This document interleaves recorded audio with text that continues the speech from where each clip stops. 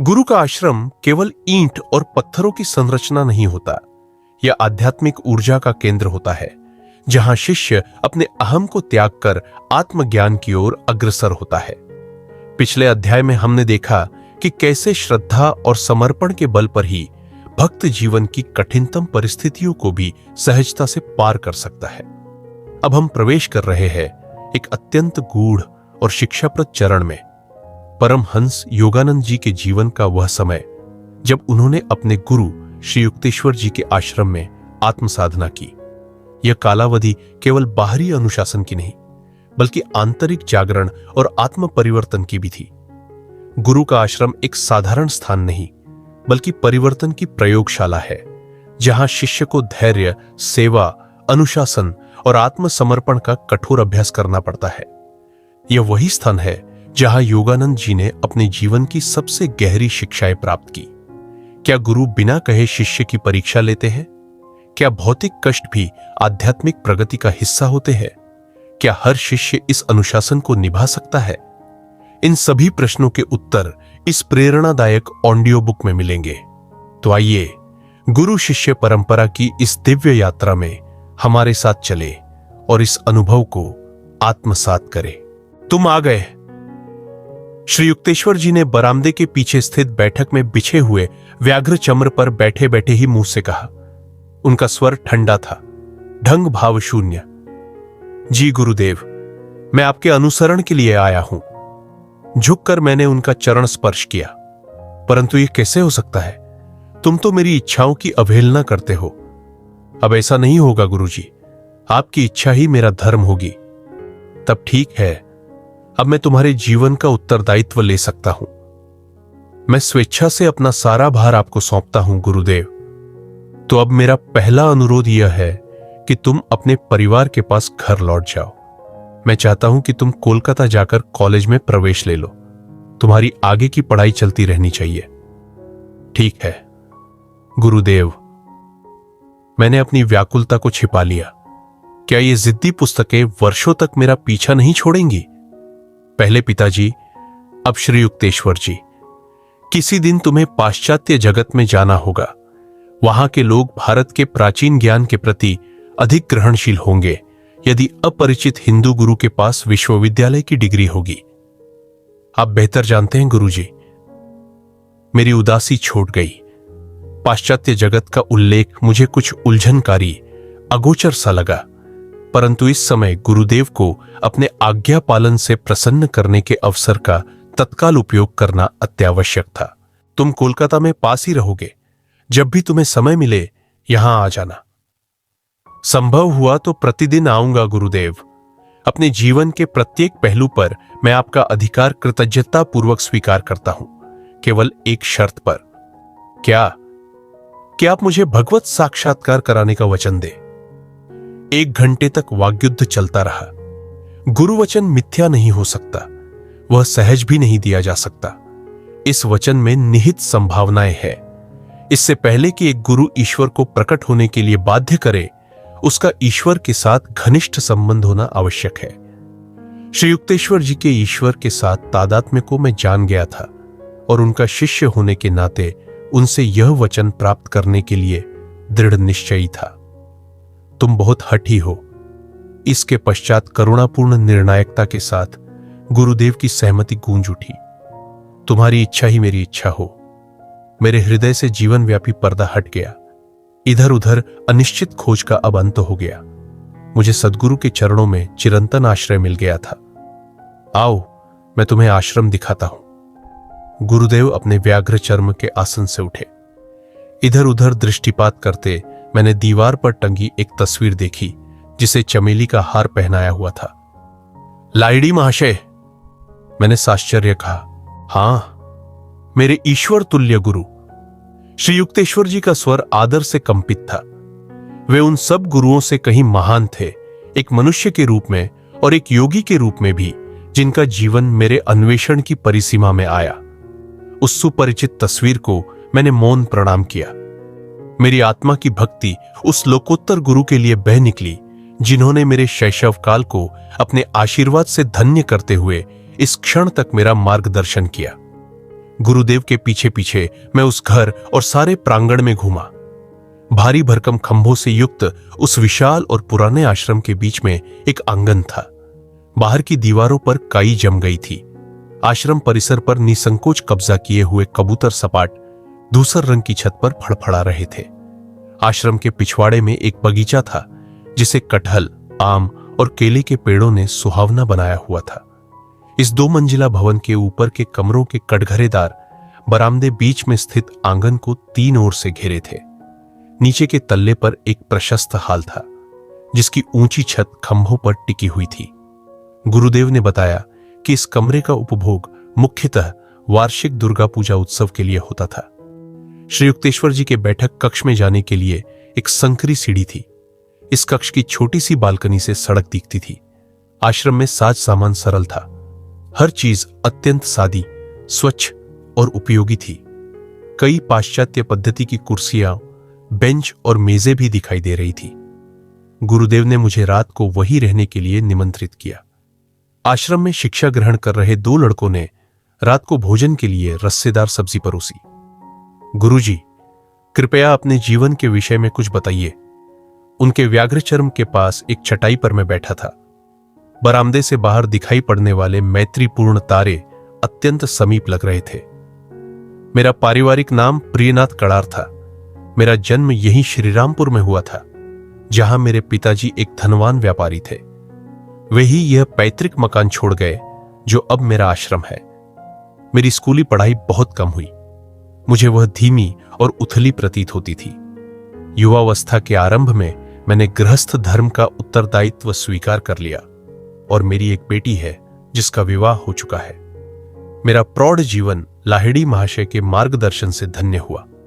पत्नी की मृत्यु के पश्चात मैंने स्वामी परंपरा के अंतर्गत संन्यास ग्रहण कर लिया और मुझे नया नाम मिला श्री युक्तेश्वर। यही सरल मेरा वृत्तांत है। मेरे उत्सुक चेहरे को देखकर गुरुदेव मुस्कुराए। सभी जीवन वृत्तांतों की तरह उनके वृत्तांत ने भी उनका केवल बाह्य परिचय ही दिया, बिना आंतरिक पुरुष का परिचय दिए। गुरुजी, मुझे आपके बचपन की कुछ कहानियां सुनने की इच्छा है। कुछ कहानियां बताता हूं और प्रत्येक में निहित नैतिक शिक्षा भी। इस चेतावनी के साथ श्री युक्तेश्वर जी की आंखें हंसी की झलक में चमक उठी। एक बार मेरी मां ने एक अंधेरे कमरे में भूत होने की डरावनी कहानी बताकर मुझे डराने की चेष्टा की। मैं तुरंत वहां गया और भूत को न पाकर निराशा प्रकट की। उसके बाद मां ने मुझे कभी कोई डरावनी कहानी नहीं सुनाई। नैतिक शिक्षा भय का सामना करो, तब वह तुम्हें सताना बंद कर देगा। बचपन की एक अन्य स्मृति है एक पड़ोसी के भद्दे कुत्ते की मेरी चाह की। उस कुत्ते को पाने के लिए मैंने कई सप्ताह तक सारे घर को सिर पर उठा रखा था। उसे कहीं अधिक सुंदर अनेक कुत्तों के सारे प्रस्ताव जैसे मेरे कानों तक पहुंच ही नहीं पाते थे। नैतिक शिक्षा मोह अंधा बना देता है। वह इच्छित वस्तु के चारों ओर आकर्षण के काल्पनिक मायाजाल की रचना कर देता है। तीसरी कहानी किशोर मन की सुकुमारता से संबंधित है। मैं अपनी मां को कभी कभी यह कहते सुनता था कि जो मनुष्य किसी और के मातहत नौकरी स्वीकार कर लेता है वह दास है। यह धारणा मेरे मन में इतनी पक्की बैठ गई कि मैंने विवाह के उपरांत भी सारी नौकरियां ठुकरा दी। अपनी पैतृक संपत्ति को भूमि के व्यवसाय में लगाकर मैंने अपनी आजीविका चलाई। नैतिक शिक्षा केवल अच्छी और सकारात्मक शिक्षाएं ही बच्चों के मन में जानी चाहिए। उनकी प्रारंभिक धारणाएं दीर्घ काल तक सुस्पष्ट बनी रहती है। गुरुदेव प्रशांत मौन में डूब गए। मध्य रात्रि के आसपास उन्होंने मुझे एक संकरी खाट सोने के लिए दी। अपने गुरु के आश्रम की छत के नीचे उस पहली रात नींद खूब गाढ़ी और मधुर थी। श्री युक्तेश्वर जी ने दूसरे दिन प्रातःकाल ही मुझे क्रिया योग की दीक्षा देने का निश्चय किया। इस प्रविधि की दीक्षा मुझे पहले ही लाहिड़ी महाशय के 2 शिष्यों से मिल चुकी थी, पिताजी और मेरे शिक्षक स्वामी केवलानंद जी। परंतु गुरुदेव के पास रूपांतर करने की शक्ति थी। उनके स्पर्श मात्र से एक प्रचंड ज्योति मेरे संपूर्ण अस्तित्व पर छा गई, मानो करोड़ों सूर्य एक साथ उद्दीप्त हो उठे हो। एक अवर्णनीय आनंद की बाढ़ ने मेरे हृदय को अंतरतम कोने तक अभिभूत कर दिया। उसके दूसरे दिन लगभग सायंकाल हो चला था जब मैं आश्रम से जाने के लिए तैयार हो पाया। तुम 30 दिन में लौट जाओगे।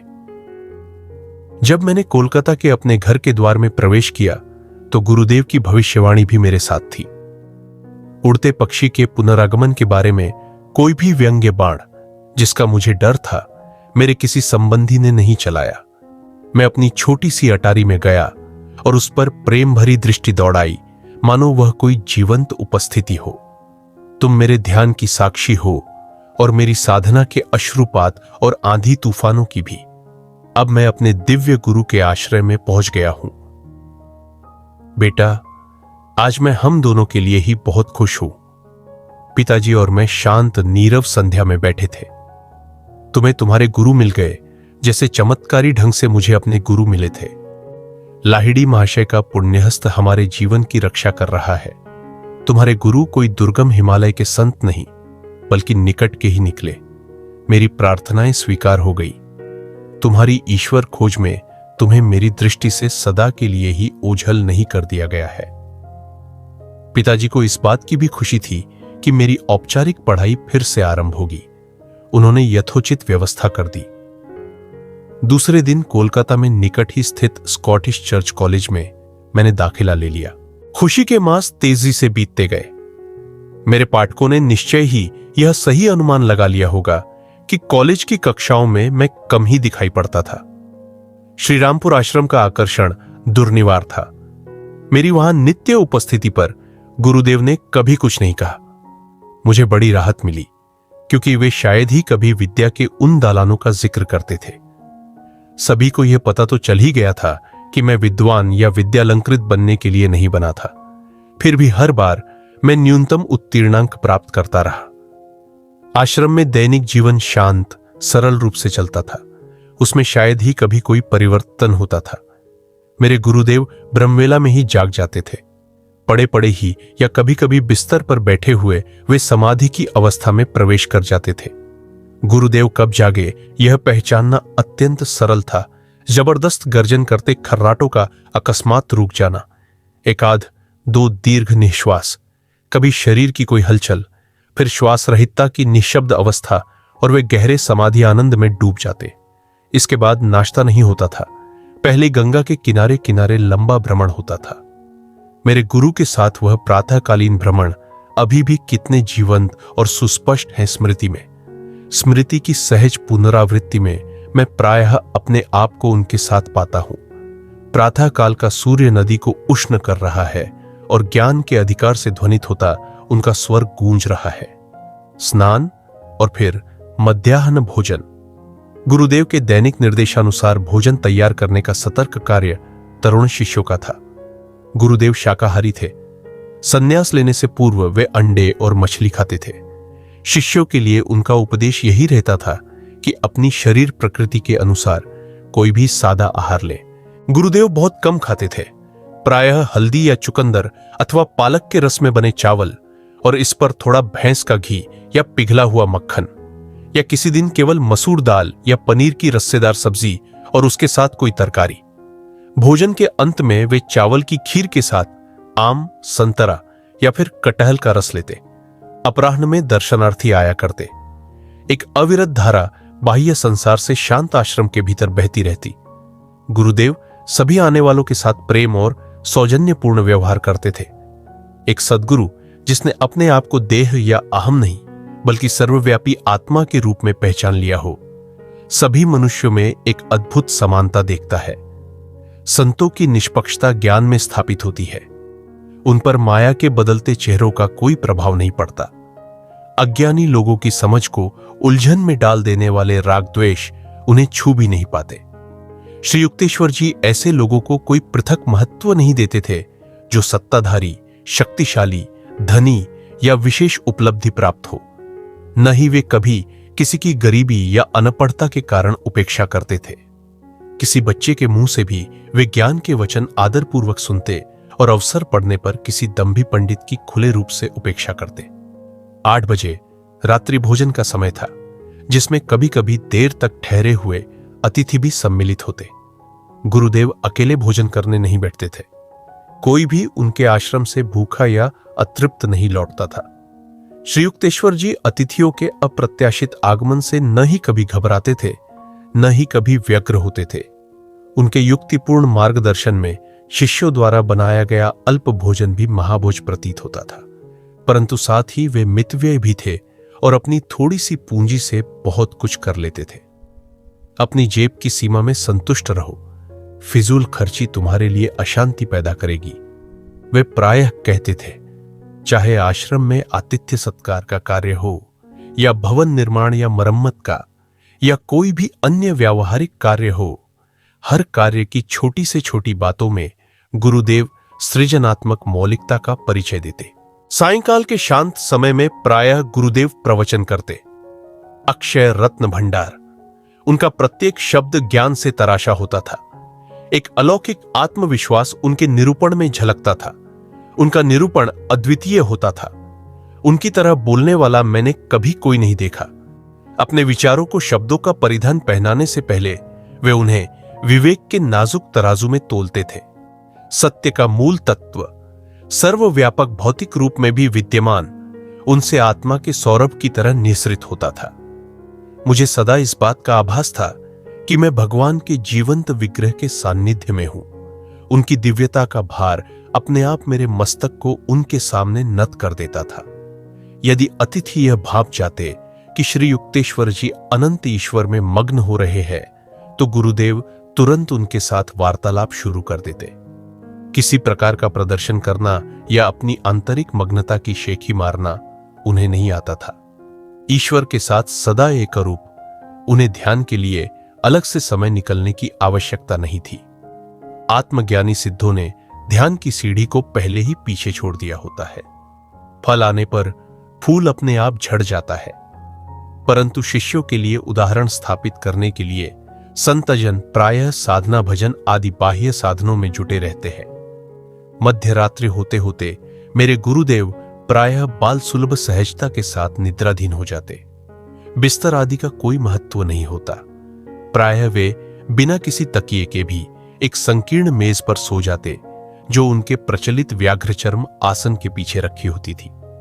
तत्व ज्ञान की चर्चा में पूरी रात कट जाना असामान्य नहीं था। अपनी जिज्ञासा की तीव्रता से कोई भी शिष्य ऐसी चर्चा को आरंभ करा सकता था। तब मुझे न तो थकान महसूस होती थी, न ही नींद आती थी। गुरुदेव के ओजस्वी शब्द पर्याप्त थे। ओह, भोर हो गई, चलो गंगा किनारे घूमने चले। मेरे रात्रिकालीन शिक्षण के कई प्रसंगों का अंत इस प्रकार होता था। श्री युक्तेश्वर जी के सान्निध्य के प्रारंभिक कुछ महीनों में ही मुझे एक उपयोगी शिक्षा मिली। मच्छरों को चालाकी से कैसे मात करें। मेरे घर में लोग सदा ही मच्छरदानी का उपयोग करते थे। मैं यह देखकर हैरान हुआ कि श्रीरामपुर आश्रम में इस विवेकपूर्ण प्रथा का पालन उसके उल्लंघन के रूप में होता था, तथापि मच्छरों का वहां पूरा साम्राज्य था। सिर से पांव तक मुझे वे काटते रहते थे। गुरुदेव को मुझ पर दया आ गई। अपने लिए एक मच्छरदानी खरीद लो और एक मेरे लिए भी। हंसकर उन्होंने आगे कहा, तुम यदि केवल अपने लिए ही लाओगे तो 100 मच्छर मुझ पर टूट पड़ेंगे। मैंने इस आज्ञा का अतिशय कृतज्ञता के साथ पालन किया। जिस रात मैं श्रीरामपुर में रह जाता, गुरुदेव मच्छरदानियां लगाने के लिए अवश्य कहते। एक रात को जब मच्छर सेना ने हमें घेर रखा था, गुरुदेव सदा की भांति मच्छरदानी लगाने के लिए कहना भूल गए। मैं व्याकुल होकर मच्छरों की भिन्न भिन्न सुन रहा था। बिस्तर पर लेटकर मैंने उन्हें शांत करने के लिए एक प्रार्थना उनकी दिशा में प्रवाहित कर दी। आधे घंटे बाद गुरुदेव का ध्यान आकर्षित करने के लिए मैंने झूठ-मूठ ही खास कर देखा। मुझे लग रहा था जैसे मच्छरों के दंश से और खासकर उनके रक्त पिपासु उत्सव मनाते हुए उनकी गुनगुनाहट से मैं पागल हो जाऊंगा। गुरुदेव की ओर से कोई प्रतिक्रियात्मक हलचल नहीं। मैं सतर्कतापूर्वक उनके समीप गया। उनका श्वास नहीं चल रहा था। उन्हें इतने निकट से समाधि अवस्था में देखने का यह मेरा पहला अवसर था। इससे मैं भयभीत हो उठा। इनका हार्ट फेल तो नहीं हो गया? मैंने उनकी नाक के नीचे एक आईना रखा। उस पर श्वास की भाप नहीं पड़ी। पूर्णतया सुनिश्चित करने के लिए मैंने कई मिनटों तक उनका मुंह और नाक अपनी उंगलियों से बंद करके रखे। उनकी देह ठंडी और निश्चल थी। किंकर्तव्य विमूढ़ होकर मैं लोगों को बुलाने के लिए दरवाजे की ओर मुड़ा। अच्छा, एक उभरता हुआ प्रयोग करता, मेरी बेचारी नाक। गुरुदेव का स्वर हास्य कंपित था। तुम सोते क्यों नहीं? क्या तुम्हारे लिए सारी दुनिया बदल जाएगी? अपने आप को बदलो, मच्छरों की चेतना से अपने को मुक्त करो। चुपचाप मैं अपने बिस्तर पर लौट आया। इसके बाद एक भी मच्छर मेरे पास नहीं फटका। मैं समझ गया कि गुरुदेव केवल मुझे खुश करने के लिए मच्छरदानियां लाने के लिए सहमत हो गए थे। उन्हें मच्छरों का कोई डर नहीं था। अपनी योग शक्ति से वे उन्हें काटने से रोक सकते थे, या यदि वे चाहते तो अपनी आंतरिक ध्यान अवस्था में जा सकते थे, जिसमें मच्छरों का उन्हें पता ही नहीं चलता। मैं सोच रहा था, वे मुझे दिखा रहे थे कि यह वह योगावस्था है जिसे मुझे प्राप्त करने का प्रयास करना होगा। सच्चा योगी समाधि की पराचेतन अवस्था में जा सकता है और उसी अवस्था में रह सकता है, उन समस्त विक्षेपों के बावजूद जिनका इस धरातल पर कभी अभाव नहीं होता। कीटकों की भिन्न भिन्नाहट, परिव्याप्त सूर्य प्रकाश की तीव्रता। समाधि की प्रथमावस्था सविकल्प में साधक बहिर्जगत के इंद्रिय बोध को बंद कर देता है। तब उसे आदि ईडन के भूस्वर्ग से भी कहीं अधिक सुंदर अंतर जगत की ध्वनियों और दृश्यों का प्रतिदान प्राप्त होता है। ये शिक्षाप्रद मच्छर आश्रम में मुझे एक और प्रारंभिक शिक्षा मिलने का कारण बने। वह सायंकाल का शांत समय था। मेरे गुरुदेव प्राचीन शास्त्रों की अनुपम व्याख्या कर रहे थे। उनके चरणों में मैं संपूर्ण शांति में था। एक धृष्ट मच्छर इस रसमय वातावरण में घुस आया और मेरा ध्यान अपनी ओर खींचने लगा। उसने जैसे ही अपनी विषैली सुई मेरी जांघ में घुसाई, मैंने स्वाभाविकतया अपना हाथ प्रतिशोध के लिए ऊपर उठाया। निकटवर्ती प्राणदंड स्थगित कर दो। मुझे पतंजलि के अहिंसा पर सूत्र की समय अनुकूल याद आ गई। तुमने अपना काम पूरा क्यों नहीं किया? गुरुदेव, क्या आप प्राणहरण का समर्थन करते हैं? नहीं, परंतु अपने मन में तो तुमने उस पर जानलेवा प्रहार कर ही दिया था। मैं समझा नहीं। अहिंसा से पतंजलि का तात्पर्य था हिंसा की इच्छा को भी त्याग देना। श्री युक्तेश्वर जी के लिए मेरा मन खुली किताब की तरह था। यह जगत अहिंसा के अक्षरशः पालन के लिए असुविधाजनक रूप से व्यवस्थित है। मनुष्य हानिकारक जीवों का नाश करने के लिए बाध्य हो सकता है, परंतु उसके अनुरूप क्रोध या द्वेष को अनुभव करने के लिए वह बाध्य नहीं है। सभी जीवों का माया जगत की हवा पर समान रूप से अधिकार है। जो संत सृष्टि के रहस्य को जान लेता है, वह प्रकृति के असंख्य विस्मयकारी रूपों के साथ तदात्म हो जाता है। हिंसा की भावना को नष्ट कर सभी लोग इस सत्य को समझ सकते हैं। गुरुदेव, क्या हिंस्र प्राणी का वध करने के बजाय अपनी बलि दे देनी चाहिए? नहीं, मानव देह अमूल्य है। मस्तिष्क और मेरुदंड में स्थित चक्रों के कारण क्रम विकास की दृष्टि से मानव देह सबसे मूल्यवान है। ये चक्र उन्नत साधक को ब्रह्म चैतन्य की उच्चतम स्थितियों को प्राप्त करने और उन्हें अभिव्यक्त करने की क्षमता प्रदान करते हैं। मानव योनि से निकृष्ट किसी भी योनि के जीव में यह क्षमता नहीं होती। यह सच है कि मनुष्य किसी प्राणी या अन्य किसी जीव को मारने पर बाध्य हो जाता है, तब भी उसे थोड़ा पाप तो लगता ही है। परंतु पवित्र शास्त्र कहते हैं कि मानव शरीर का व्यर्थ में नाश कर्म सिद्धांत के नियमों का गंभीर उल्लंघन है। मैंने राहत की सांस ली। सहजात प्रवृत्तियों को शास्त्रमत का भी आधार मिलना, यह बात हमेशा तो नहीं होती। जहां तक मुझे झात है, गुरुदेव का कभी किसी बाघ या चीते से सामना नहीं हुआ, परंतु एक अत्यंत विषैले नाग से उनका पाला पड़ा था और उस नाग को उन्होंने अपने प्रेम से वश में किया था। यह घटना पुरी में हुई थी, जहां गुरुदेव का समुद्र तट पर आश्रम था।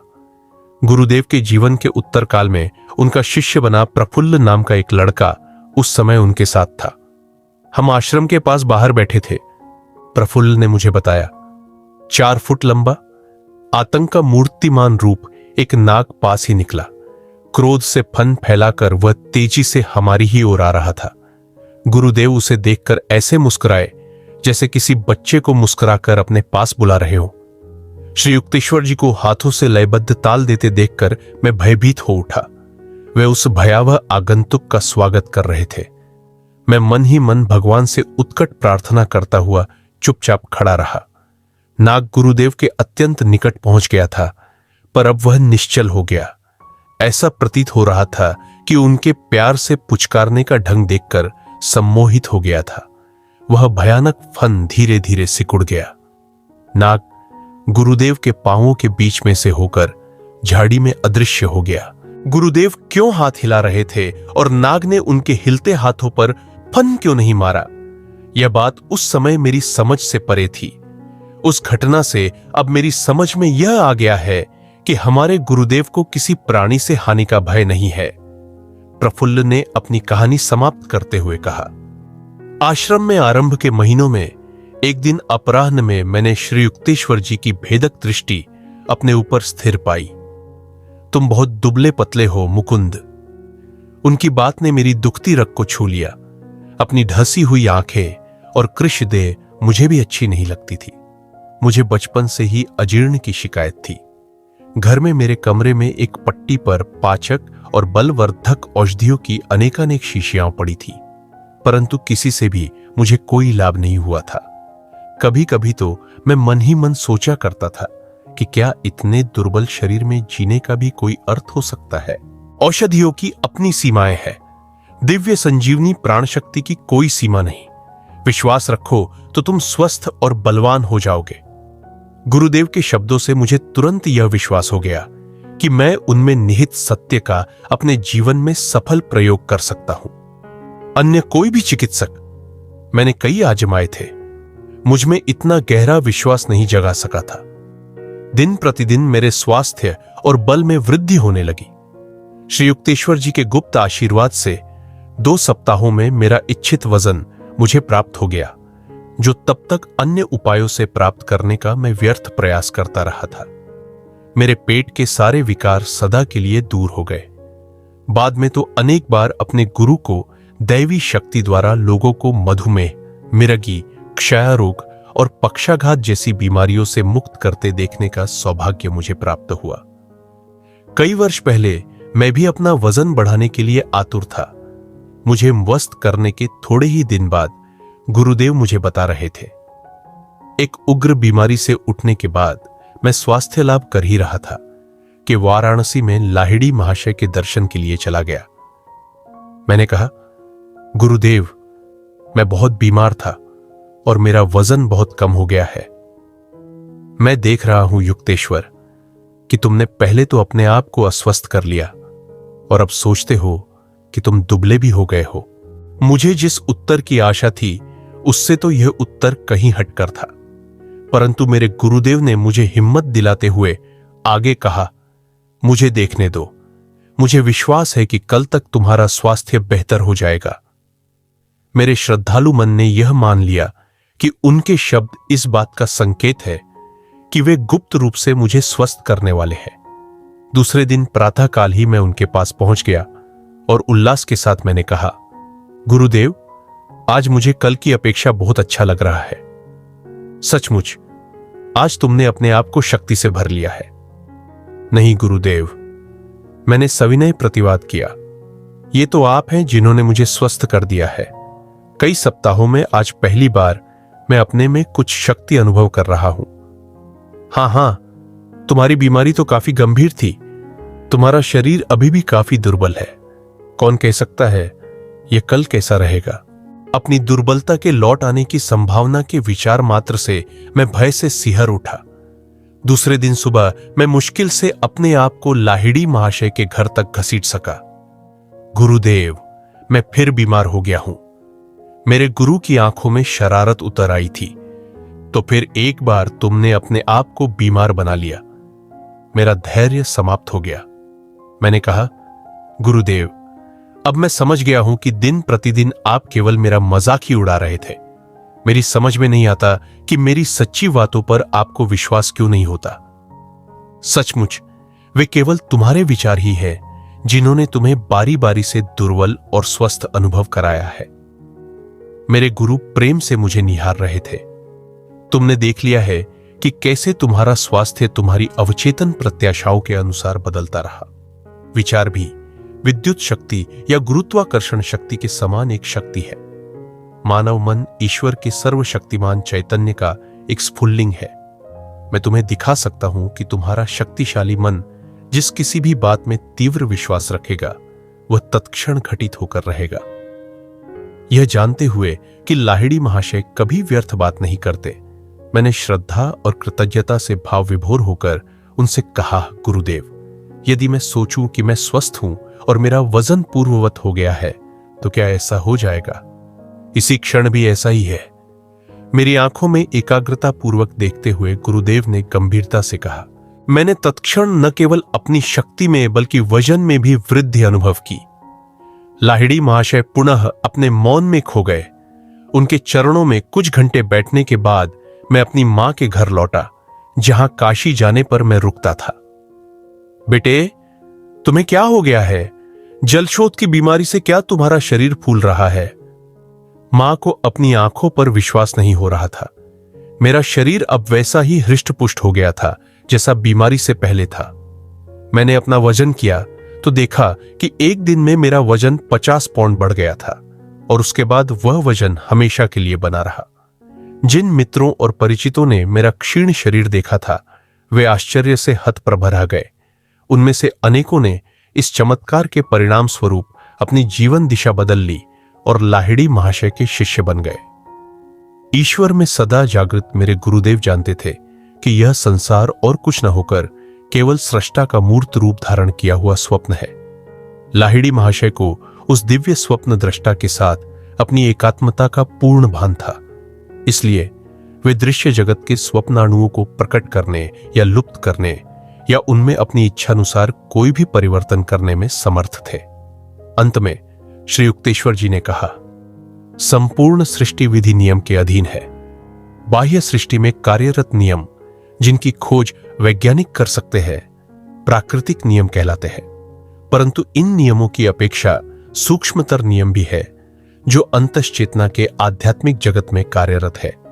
इन नियम सिद्धांतों को योग के द्वारा जाना जा सकता है। पदार्थ जगत के सच्चे स्वरूप को पदार्थ विज्ञानी नहीं बल्कि आत्मज्ञानी सिद्धि वास्तव में समझता है। इस प्रकार के ज्ञान द्वारा ही ईसा मसीह ने उस नौकर के कान को पुनः जोड़ दिया था जिसे उनके एक शिष्य ने काट डाला था। श्री युक्तेश्वर जी शास्त्रों की अद्वितीय व्याख्या करते थे। मेरी अनेक सबसे सुखद स्मृतियां उनके प्रवचनों के साथ जुड़ी हुई है, परंतु वे अपने विचार रत्न अवधानता और मूर्ता की राख में कभी नहीं फेंकते थे। मेरे शरीर की थोड़ी सी भी बेचैन हलचल या ध्यान की थोड़ी सी भी अवधानता गुरुदेव की शास्त्र व्याख्या को तत्क्षण बंद कराने के लिए काफी थी। तुम यहां नहीं हो। एक दिन अपराह्न श्री युक्तेश्वर जी ने यह टिप्पणी करते हुए अपना वाक प्रवाह खंडित कर दिया। सदा की भांति वे मेरे मनोयोग का निर्ममता से ध्यान रख रहे थे। गुरुजी, मेरे स्वर में विरोध स्पष्ट था। मैं जरा भी नहीं हिला, मेरी पलकें भी नहीं हिली। आपने जो जो अभी कहा है मैं एक एक शब्द दोहरा सकता हूं, फिर भी पूर्ण रूप से तुम मेरे साथ नहीं थे। तुम्हारा विरोध करना मुझे यह कहने के लिए विवश कर रहा है कि तुम अपने मन की पृष्ठभूमि में 3 संस्थाओं का निर्माण कर रहे थे। एक थी मैदानी क्षेत्र में एकांत आश्रम, दूसरी एक पहाड़ी के शिखर पर, तीसरी एक समुद्र तट पर। यह अस्पष्ट विचार लगभग अवचेतन स्तर पर ही मेरे मन में सचमुच चल रहे थे। मैंने क्षमायाचक दृष्टि से उनकी ओर देखा। ऐसे गुरु के साथ मैं कर ही क्या सकता हूं जो यदा कदा अचानक मेरे मन में उठने वाले विचारों को भी पकड़ लेते हैं। तुमने स्वयं ही वह अधिकार मुझे दिया है। मैं जिन सूक्ष्म तत्वों को समझा रहा हूं उन्हें तुम पूर्ण मनोयोग के बिना नहीं समझ सकते। जब तक आवश्यक न हो मैं दूसरों के मन के एकांत में नहीं झांकता। मनुष्य को अपने विचारों में गुप्त रूप से विचरण करने का स्वाभाविक अधिकार है। बिन बुलाए तो भगवान भी वहां प्रवेश नहीं करते, न ही मैं वह हिम्मत कर सकता हूं। आपका सदा स्वागत है गुरुदेव। तुम्हारे ये वास्तु स्वप्न बाद में साकार होंगे, अभी केवल अध्ययन का समय है। इस प्रकार मेरे गुरु ने प्रसंगवश ही अपने सहज ढंग में मेरे जीवन में आने वाली 3 महत्वपूर्ण घटनाओं का अपना पूर्व ज्ञान प्रदर्शित कर दिया। किशोरावस्था के प्रारंभ से ही मुझे 3 इमारतों की रहस्यमय झांकियां मिलती थी, जिनमें से प्रत्येक इमारत अलग अलग परिदृश्य में दिखती थी। श्री युक्तेश्वर जी ने जिस क्रम में बताया था, ठीक उसी क्रम में इन 3 दृश्यों ने साकार रूप धारण किया। सर्वप्रथम रांची के एक मैदानी क्षेत्र में मेरे द्वारा स्थापित बालकों के लिए योग विद्यालय की स्थापना, फिर लॉस एंजलिस में एक पहाड़ी पर मेरा अमेरिकी मुख्यालय, और उसके बाद विशाल प्रशांत महासागर के तट पर कैलिफोर्निया के एंसिनिटस में एक आश्रम।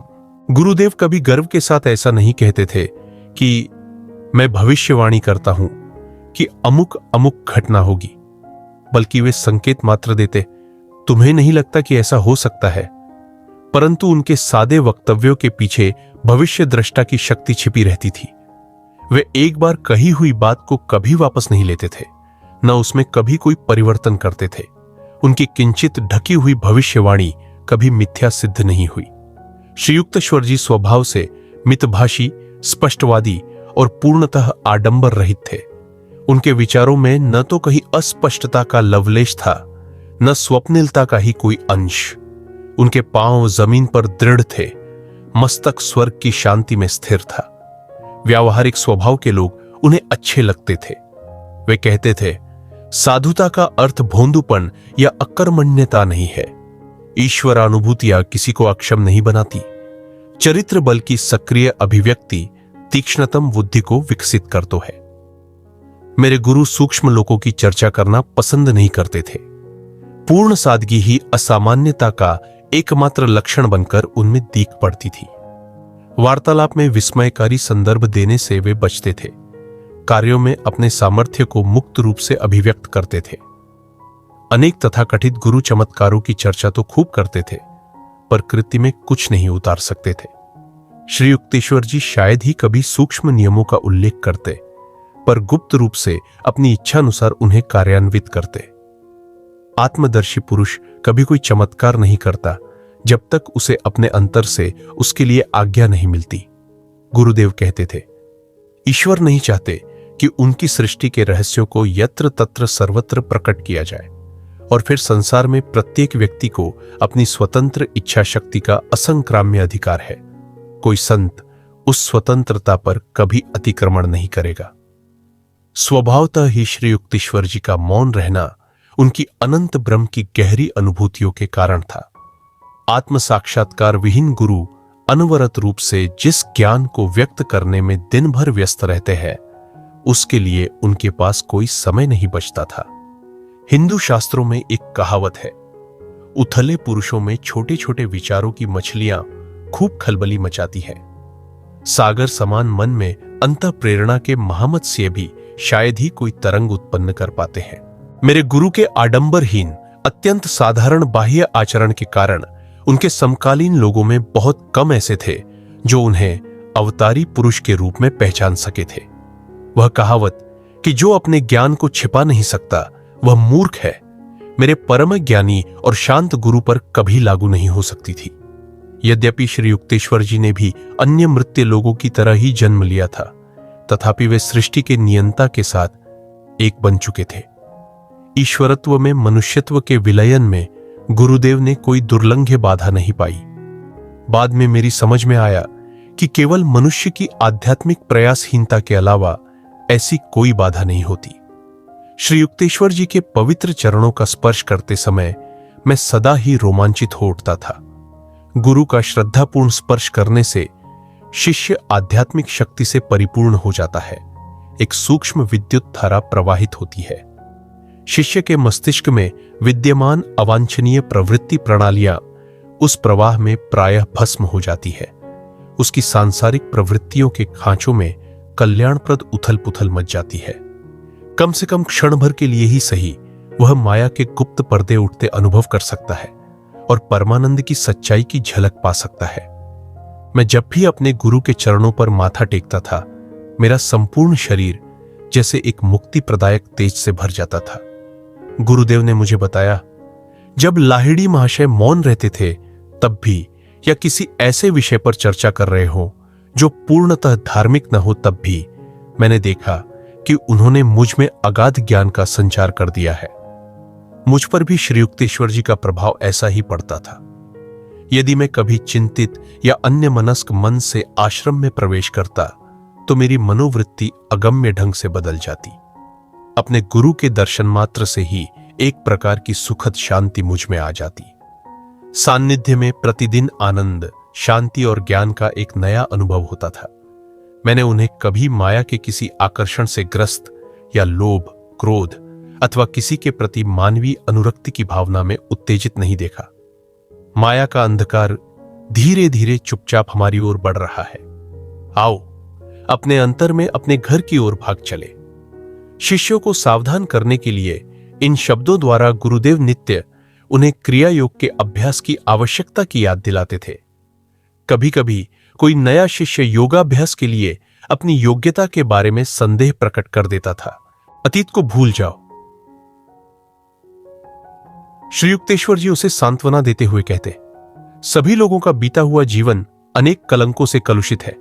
मनुष्य के आचरण का तब तक कोई भरोसा नहीं होता जब तक वह ईश्वर में अधिष्ठित न हो जाए। भविष्य में सब कुछ सुधर जाएगा यदि तुम अभी से आध्यात्मिक प्रयास शुरू कर दो। गुरुदेव के पास आश्रम में सदा ही बाल शिष्य रहते थे। उनकी बौद्धिक और आध्यात्मिक शिक्षा में गुरुदेव को सदा ही रुचि रहती थी। अपने देहत्याग से थोड़े ही दिन पहले भी उन्होंने 2 6 साल के बच्चे और एक 16 साल के नवयुवक को आश्रमवासी शिष्यों के रूप में स्वीकार किया था। अपने अधीन शिष्यों को वे सावधानी पूर्वक शिक्षा देते थे। शिष्य और शिक्षा, जिसमें अनुशासन निहित है, इन दोनों शब्दों का मूल एक ही है और व्यावहारिक स्तर पर दोनों एक दूसरे से संबंधित है। आश्रमवासियों को अपने गुरु के प्रति नितांत प्रेम और आदर था। गुरु की हल्की सी ताली पर सभी उत्सुकता से उनके पास दौड़ पड़ते थे। जब कभी वे गंभीर या अंतर्मुख प्रतीत होते तब कोई भी बातचीत करने का साहस न करता। जब उनकी हंसी गूंज उठती तब बच्चे भी उन्हें अपने में से ही एक मानते। श्री युक्तेश्वर जी शायद ही कभी किसी को अपना कोई व्यक्तिगत काम करने को कहते, न ही वे कभी किसी शिष्य से कोई सेवा स्वीकार करते यदि वह शिष्य स्वयं अपनी खुशी से वह सेवा करने के लिए आगे न बढ़ा हो। यदि शिष्यगण किसी दिन गुरु के कपड़े धोने का सौभाग्यपूर्ण काम करना भूल जाए तो वे स्वयं ही उन्हें धो लेते थे। साधारणतया वे स्वामियों के परंपरागत गेरुए कपड़े पहनते थे। घर के अंदर वे बिना फीते के जूते पहनते, जो योगियों की प्रथा के अनुसार व्याघ्र चर्म या मृग चर्म से बनाए जाते थे।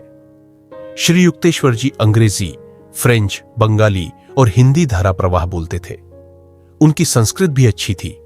वे अपने शिष्यों को संस्कृत और अंग्रेजी अपनी स्व आविष्कृत सरल पद्धतियों से बड़े धीरज के साथ सिखाते थे। गुरुदेव को अपने शरीर की अधिक चिंता नहीं थी, परंतु वे उसके प्रति सावधानी अवश्य बरतते थे। वे कहते थे कि ईश्वर शारीरिक और मानसिक स्वस्थता में अच्छी प्रकार अभिव्यक्त होते हैं। किसी बात में अति करना उन्हें पसंद नहीं था। एक शिष्य को जो दीर्घ काल तक उपवास करना चाहता था, मेरे गुरु ने हंसते हुए कहा, कुत्ते को हड्डी क्यों न डाल दी जाए। श्री युक्तेश्वर जी का स्वास्थ्य उत्तम था। मैंने कभी उन्हें अस्वस्थ नहीं देखा। जग प्रथा का मान रखने के लिए वे अपने शिष्यों को यदि वे चाहे तो डॉक्टर के पास जाने देते थे। वे कहते थे, डॉक्टरों को भौतिक पदार्थों के लिए निर्धारित ईश्वरीय नियमों के अनुसार अपना चिकित्सा कार्य करना चाहिए, पर वे मानसिक शक्ति के द्वारा रोग निवारण की पद्धति को श्रेष्ठ मानते थे और प्रायः कहते रहते थे, ज्ञान ही सबसे बड़ा परिष्कारक है। वे अपने शिष्यों से कहते थे, शरीर एक कपटी मित्र है, उसे उतना ही दो जितना जरूरी है, उससे अधिक नहीं।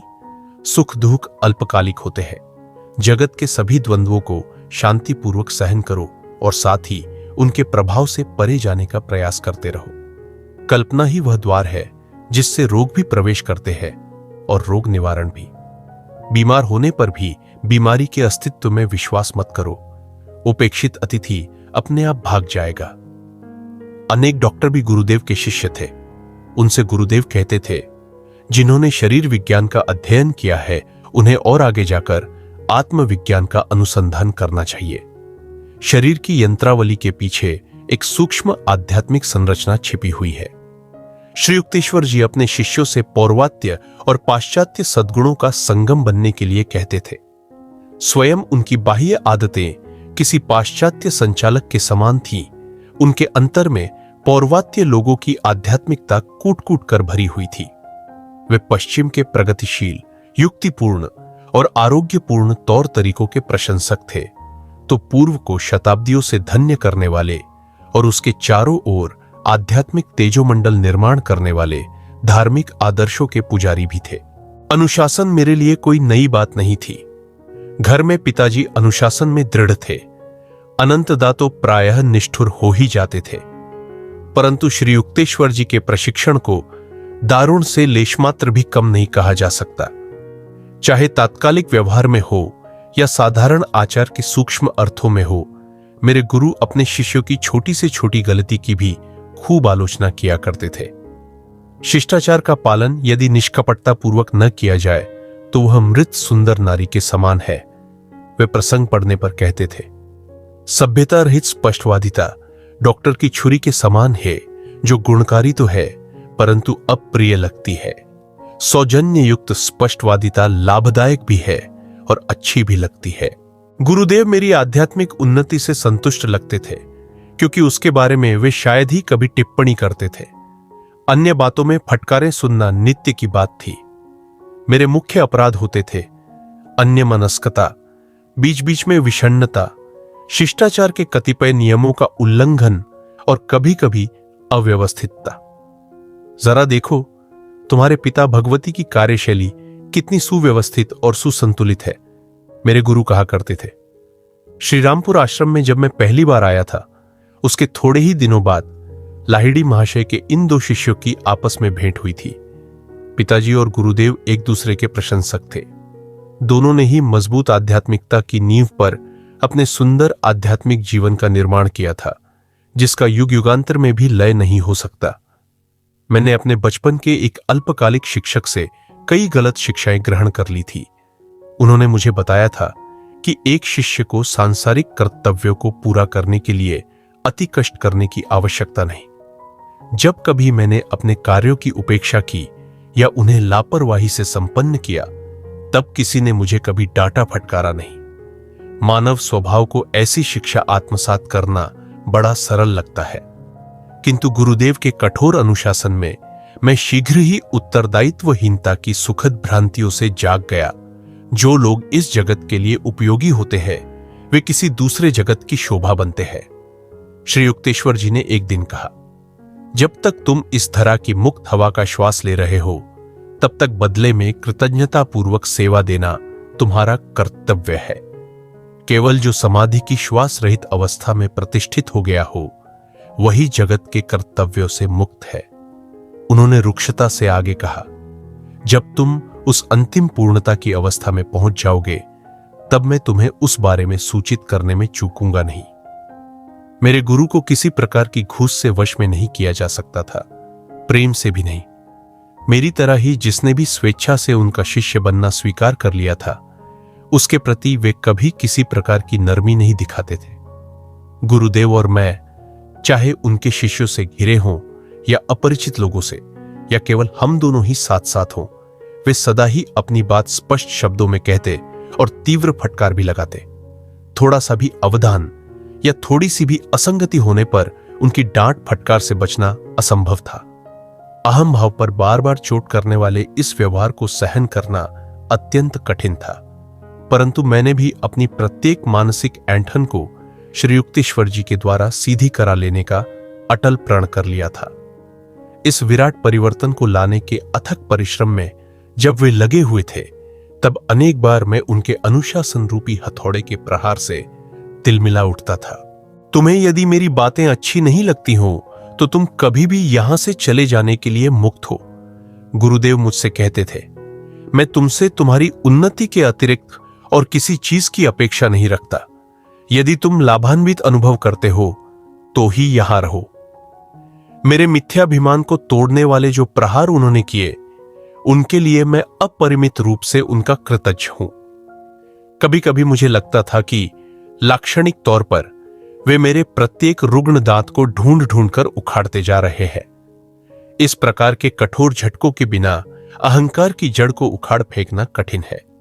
अहंकार के जाते ही ईश्वर के अंदर आने का मार्ग निष्कंटक बन जाता है, अन्यथा स्वार्थ के कारण पत्थर बने हृदयों को भेद कर अंदर आने का ईश्वर का प्रयास व्यर्थ हो जाता है। श्री युक्तेश्वर जी का अंतर्ज्ञान अंतर्भेदी था। ऊपर ऊपर कोई चाहे जो भी कह रहा हो, वे प्रायः उसके अव्यक्त विचारों का उत्तर देते थे।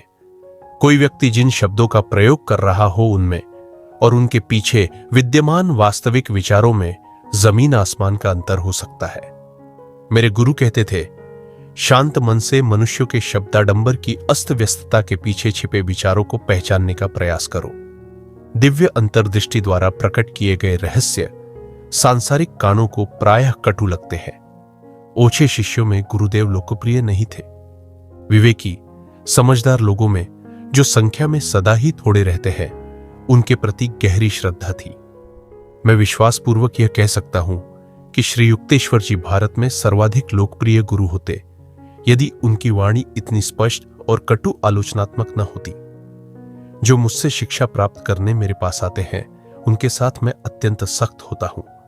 उन्होंने मेरे समक्ष स्वीकार किया। यही मेरा तरीका है। चाहे तो उसे स्वीकार करो या छोड़ दो, मैं कभी समझौता नहीं करता। परंतु तुम अपने शिष्यों के साथ कहीं अधिक सहृदय रहोगे, वही तुम्हारा तरीका है। मैं केवल कठोरता की अग्नि में तपाकर ही शुद्ध करने का प्रयास करता हूं। इस अग्नि की तप्तता साधारण सहन शक्ति से परे होती है। प्रेम का सौम्य तरीका भी परिवर्तन ला सकता है।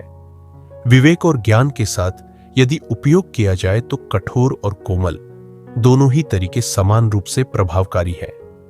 फिर उन्होंने आगे कहा, तुम्हें विदेशों में जाना पड़ेगा, जहां अहम पर निर्दय प्रहार पसंद नहीं किए जाते। वहां के लोगों के अनुरूप धैर्य और सहनशीलता के पर्याप्त भंडार के बिना कोई गुरु पाश्चात्य जगत में भारत के संदेश का प्रचार प्रसार नहीं करेगा।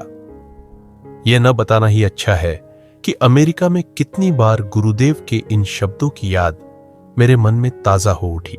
मेरे गुरु के अत्यंत स्पष्ट बोलने के कारण इस पृथ्वी पर उनके जीवन काल में बड़ी संख्या में उनके शिष्य तो नहीं बने, परंतु उनकी शिक्षाओं का अध्ययन और उनका अभ्यास करने वाले सच्चे शिष्यों की निरंतर बढ़ती संख्या के माध्यम से उनका ज्ञान आज भी विश्व में जीवित है। सिकंदर जैसे योद्धा भूमि पर स्वामित्व स्थापित करने की चेष्टा करते हैं। श्री युक्तेश्वर जी जैसे सिद्ध पुरुष उसमें भी आगे जाकर मनुष्यों की आत्माओं को जीत लेते हैं। गुरुदेव की यह रात थी कि वे अपने शिष्यों की साधारण नगण्य त्रुटियों को भी एक प्रकार की अर्थगर्भित गंभीरता के साथ बताते थे। एक दिन श्री युक्तेश्वर जी का दर्शन करने मेरे पिताजी श्री रामपुर आए। पिताजी को संभवतः यह आशा थी कि उन्हें मेरी प्रशंसा सुनने को मिलेगी। मेरी त्रुटियों का लंबा वर्णन सुनकर वे स्तब्ध हो गए। वे तेजी से मुझसे मिलने आए। तुम्हारे गुरु की बातें सुनकर तो मुझे लगता है कि तुम पूरे चौपट हो गए हो। पिताजी की अवस्था हंसने और रोने के बीच की थी। इस अवसर पर श्री युक्तेश्वर जी के मुंह पर कोप का एकमात्र कारण यह था कि मैं उनके सौम्य संकेत की ओर कोई ध्यान न देकर एक व्यक्ति को अध्यात्म मार्ग पर लाने का प्रयत्न कर रहा था। संतप्त होकर मैं तेजी से गुरुदेव के पास जा पहुंचा। मुझे देखते ही उन्होंने अपनी दृष्टि नीची कर ली, जैसे अपने अपराध का उन्हें बोध हो। यह एकमात्र अवसर था जब मैंने उस दिव्य सिंह को अपने सामने विवश पाया। मैंने उस अनूठे क्षण का पूरा लाभ उठाया। गुरुदेव, आपने मेरे विस्मयचकित पिताजी के सामने मेरी इतनी निर्दय आलोचना क्यों की? क्या यह उचित था? मैं फिर कभी ऐसा नहीं करूंगा। श्री युक्तेश्वर जी के स्वर में क्षमा याचना थी। तत्काल मैं निरस्त्र हो गया। उस महान पुरुष ने कितनी तत्परता से अपनी भूल स्वीकार कर ली। उसके बाद उन्होंने फिर कभी पिताजी की मनःशांति तो भंग नहीं की, परंतु जहां चाहे जब चाहे मेरी अच्छी खासी खबर लेना उन्होंने जारी रखा। श्री युक्तेश्वर जी के साथ नए शिष्य भी कई बार दूसरों की सांगोपांग आलोचना करने लगते, जैसे गुरु के समान ही ज्ञानी निर्दोष विवेक की मूर्तियां हों।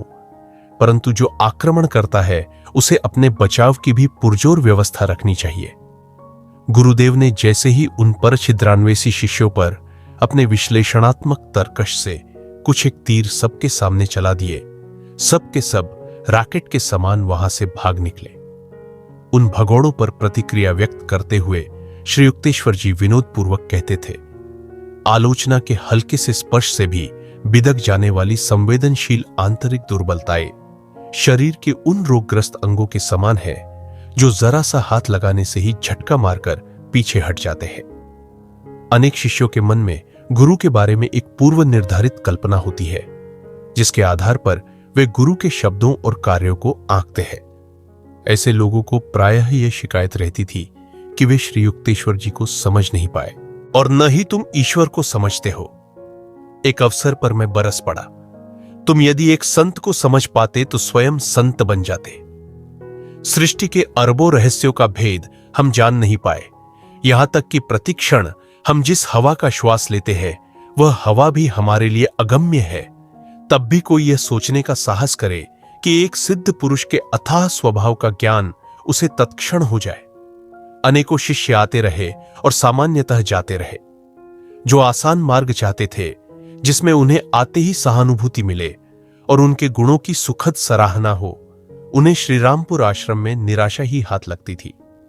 गुरुदेव अपने शिष्यों को आश्रय और अनंत काल तक संरक्षण एवं मार्गदर्शन देने के लिए तैयार थे, परंतु अनेक शिष्य संकीर्ण वृत्ति से अपने अहंकार की तृप्ति भी चाहते थे। विनम्रता की अपेक्षा जीवन की असंख्य अवमाननाओं का वर्ण करके वे आश्रम छोड़कर चले गए। उनकी आध्यात्मिक रुग्णता के लिए श्री युक्तेश्वर जी की सूर्य के समान प्रखर ज्ञान किरणें उनके लिए दुस्सह थी। वे अपेक्षाकृत साधारण कोटि के किसी ऐसे गुरु को खोज निकालते जो उन्हें झूठी खुशामदी बातों की छाया प्रदान कर अज्ञान की अशांत निद्रा में सोने देता। गुरुदेव के साथ आरंभ में कुछ महीनों तक मुझे उनकी फटकार का सदा भय लगा रहता था, परंतु शीघ्र ही मेरी समझ में आ गया कि उनकी यह शाब्दिक चीरफाड़ केवल उन्हीं लोगों पर की जाती थी जिन्होंने मेरे समान ही उनके अनुशासन की मांग की थी। यदि कोई मर्माहत शिष्य प्रतिवाद करता तो श्री युक्तेश्वर जी उसका तनिक भी बुरा न मानते हुए मौन हो जाते थे। उनके शब्दों में कभी भी क्रोध नहीं होता था, बल्कि ज्ञान की अलिप्तता होती थी।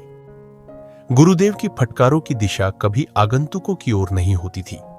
उनके दोष स्पष्टतः प्रकट हो रहे हो तब भी उनके बारे में वे शायद ही कभी कुछ कहते, परंतु जो शिष्य उनसे शिक्षा प्राप्त करना चाहते थे उनके प्रति श्री युक्तेश्वर जी अपना उत्तरदायित्व गंभीरता से लेते थे।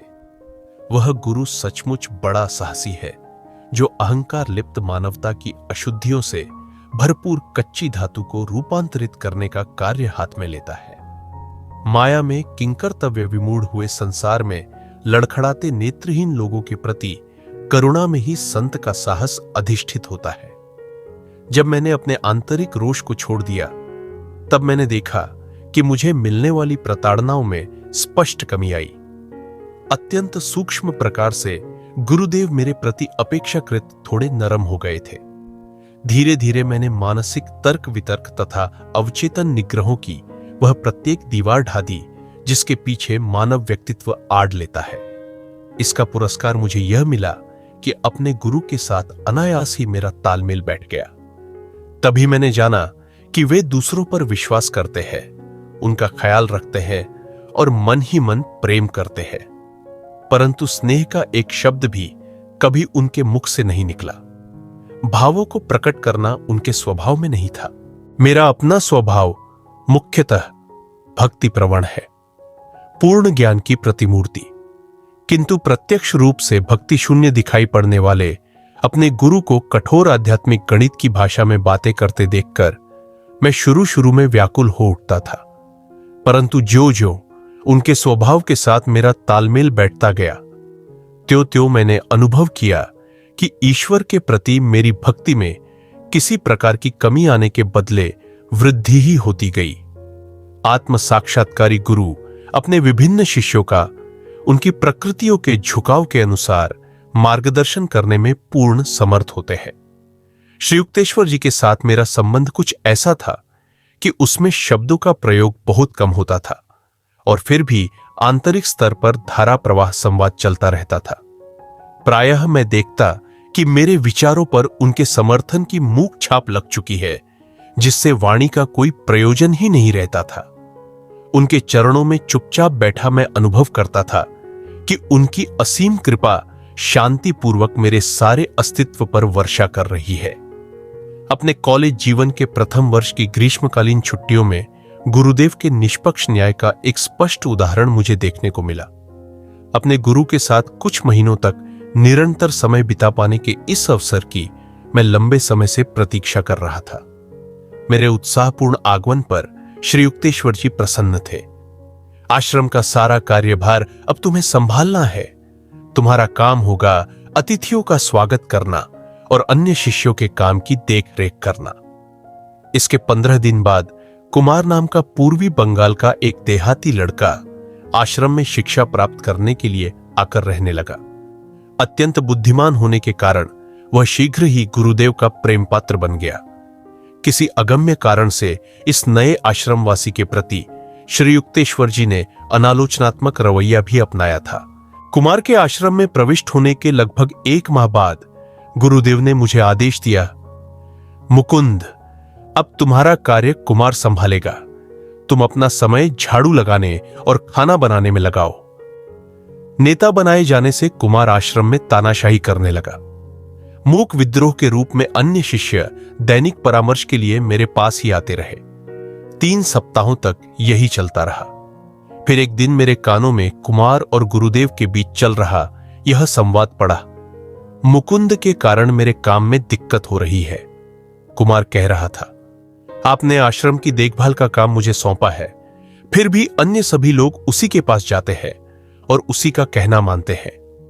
इसीलिए मैंने उसे रसोई घर का और तुम्हें बैठक खाने का काम दिया, ताकि तुम्हारी समझ में यह आ सके कि एक योग्य नेता में सेवा करने की इच्छा होती है, अधिकार चलाने की नहीं। श्री युक्तेश्वर जी का कठोर स्वर कुमार के लिए बिल्कुल नया था।